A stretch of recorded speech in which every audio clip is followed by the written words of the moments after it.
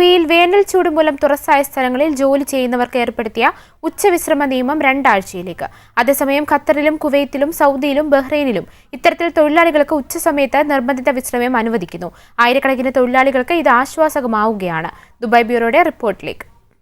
June 15 മുതലാണ് UAEയിൽ നിർബന്ധിത ഉച്ചവിശ്രമ നിയമം ആരംഭിച്ചത്. ഉച്ചയ്ക്ക് 12:30 മുതൽ വൈകിട്ട് 3 വരെയാണ് വിലക്കുള്ളത്. കനത്ത വേനൽ ചൂടിൽ നിന്ന് തൊഴിലാളികളെ സംരക്ഷിക്കുന്നതിന്റെ ഭാഗമായാണ് ഉച്ചവിശ്രമ നിയമം നടപ്പിലാക്കിയിട്ടുള്ളത്. UAEയിൽ ഇത് 21ാം വർഷമാണ് നിയമം നടപ്പിലാക്കിയത്. ജൂൺ 15 മുതൽ സെപ്റ്റംബർ 15 വരെ ഈ വിലക്ക് തുടരും. അതേസമയം ചില ഗൾഫ് രാജ്യങ്ങളിൽ ജൂൺ 1 മുതൽ ഉച്ചവിശ്രമ നിയമം നടപ്പാക്കിയിരുന്നു. ഖത്തറിലും കുവൈറ്റിലും നിയമം ആദ്യമേ പ്രഖ്യാപിച്ചു. സൗദിയിലും ഉച്ചസമയത്ത് വിശ്രമം നിർബന്ധമാണ്.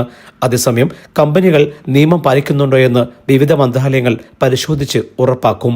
എന്നാൽ UAEയിൽ നിയമം ലംഘിക്കുന്ന കമ്പനികൾ ഓരോ തൊഴിലാളിക്കും 5000 ദിർഹം എന്ന നിലയിൽ പരമാവധി 1,00,000 ദിർഹം വരെ പിഴ ചുമത്തും.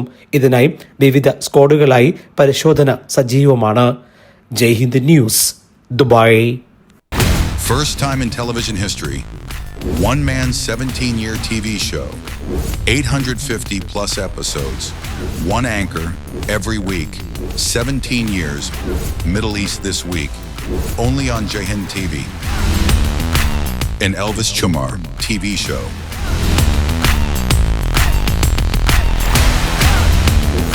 Middle East This Week.